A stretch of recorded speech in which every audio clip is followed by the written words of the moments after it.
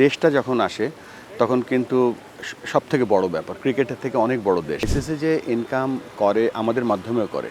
আমরা বিশ্বকাপ খেলে বলি কিন্তু আইসিসি ইনকাম করে। মুস্তাফিজের যখন বাদ দেওয়া হয়েছিল তখন কিছু পাইনি কবে থেকে। আমরা যেন খেলোয়াড়দের কোনোভাবে ছোট না করি, কোনোভাবে 3 সপ্তাহের সময় নিয়ে আইসিসি এটা সহজেই রিফিক্সার করতে পারে। তো অবশ্যই এগুলো উড়ো নিউজ।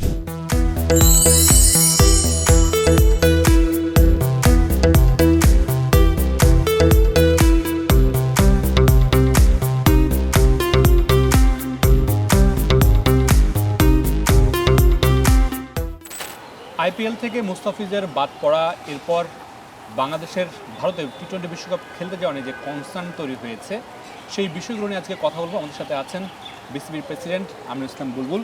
বুলবুল ভাই, সময় দেওয়ার জন্য আপনাকে ধন্যবাদ। শুরুতে একটু জানতে চাই, তামিম ইকবাল তিনি একটা মন্তব্য করেছেন যে তিনিও বাংলাদেশের পার্সপেক্টিভটা আগে, এবং তারপরে তিনি আরেকটা জিনিস বলেছেন যে ভবিষ্যৎ চিন্তা করতে হবে, আইসিসি থেকে আমরা বড় ধরনের একটা রেমুনেশন পাই। সেটা নিয়ে আসলে সামাজিক যোগাযোগ মাধ্যম বা বিভিন্ন জায়গায় বিভিন্ন ধরনের লেখালেখি হচ্ছে। বোর্ডের একজন পরিচালক আসলে একজন কমেন্ট করেছে, সেই ক্ষেত্রে বোর্ড আসলে এই বিষয়ে কী পদক্ষেপ নেবে বা কী করণীয় আছে বোর্ডে? আইসিসি হচ্ছে আমাদের মাদার বডি, এবং আইসিসি আপনি জানেন যে বিশ্ব ক্রিকেট সংস্থা। আমরা তাদের অনেকে জানে না হয়তো যে আইসিসির কিন্তু 112টা মেম্বার আছে।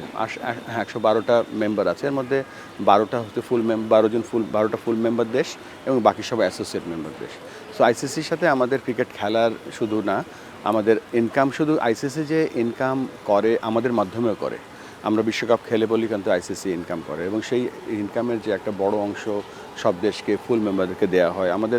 আমাদের যে ইনকাম আছে, ইনকামের একটা বড় অংশ, সেটা প্রায় 60% বলা যায়, 50 থেকে 60% টাকা আমরা আইসিসি থেকে পাই।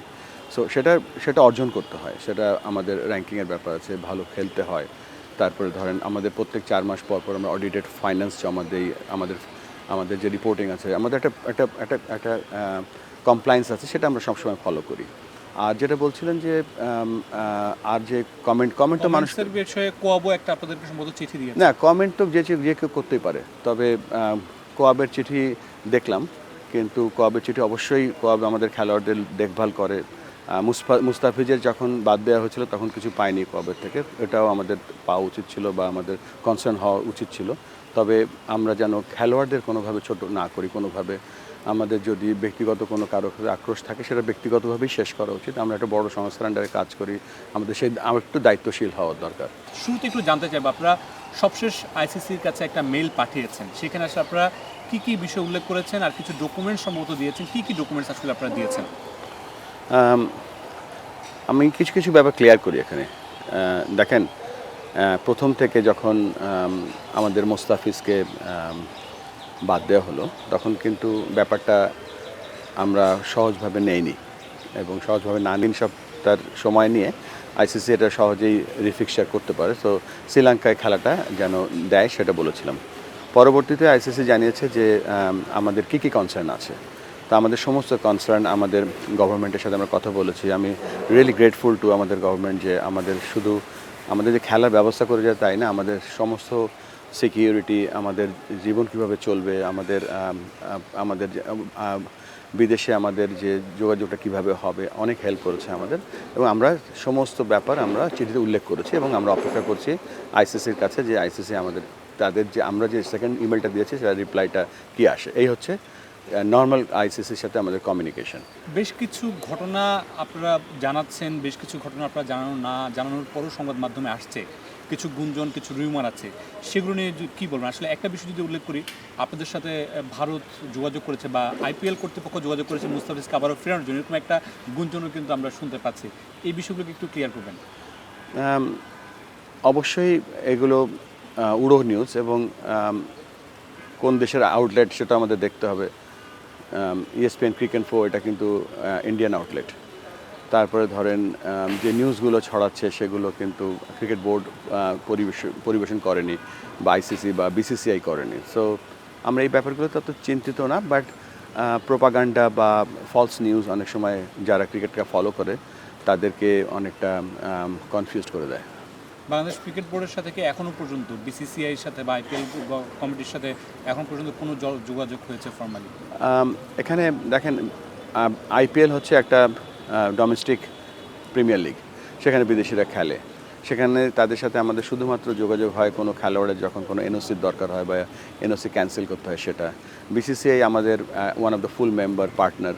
আমরা তাদের সাথে শুধুমাত্র যখন তাদের সাথে বাইল্যাটারাল বা কোনো অন্য কোনো সিরিজ আয়োজন করা হয় তখন তাদের সাথে যোগাযোগ করা হয়।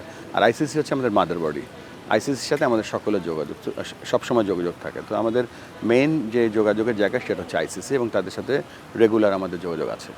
মুস্তাফিজকে যখন আইপিএল থেকে বাদ দেওয়া হয়েছে আপনাদেরকে মানে ক্রিকেট বোর্ডকে কি ফর্মালি কিছু জানানো হয়েছিল কী কারণে বা কেন আপনাদেরকে ফর্মালি কোনো কিছু জানিয়েছিল আইপিএল কর্তৃপক্ষ বা মুস্তাফিজের সাথে আপনাদের কোনো কথা হয়েছে কিনা? না, মোস্তাফিজ তো ধরেন একজন, আপনার একটা ব্যাপার ক্লিয়ার করি, মোস্তাফিজ হচ্ছে আমাদের জাতীয় দলের অন্যতম একজন সেরা ফাস্ট বোলার বা একজন কন্ট্রাক্টেড প্লেয়ার।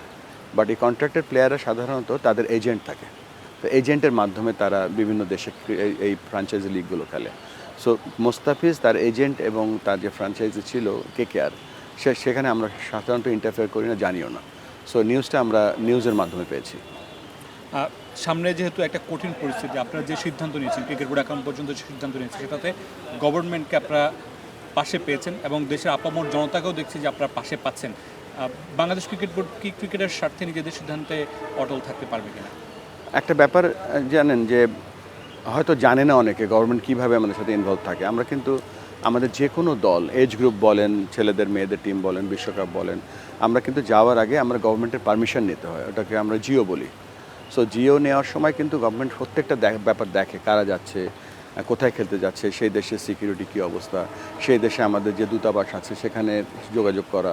তো সেই যোগাযোগটা সবসময় থাকে, এখনও আছে। দেশটা যখন আসে তখন কিন্তু সব থেকে বড় ব্যাপার, ক্রিকেটের থেকে অনেক বড় দেশ। সো দেশের মান সম্মান, দেশের ক্রিকেটের যে ওভারঅল ডেভেলপমেন্ট, এগুলো খুব গুরুত্বপূর্ণ। কেন দেখেন, আমাদের কিন্তু 50% ফোকাস কিন্তু এদিক ওদিকে থাকে। আমাদের ক্রিকেট বোর্ডের উচিত বাংলাদেশের ক্রিকেটের মান উন্নয়ন করা। আমাদের এখন র্যাঙ্কিং আছে ধরেন 9-10-এর কাছাকাছি।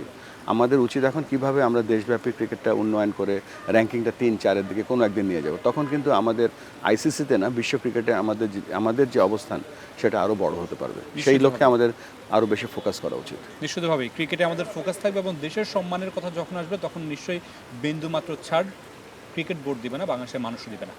Mamunur Rashid, star news, Dhaka.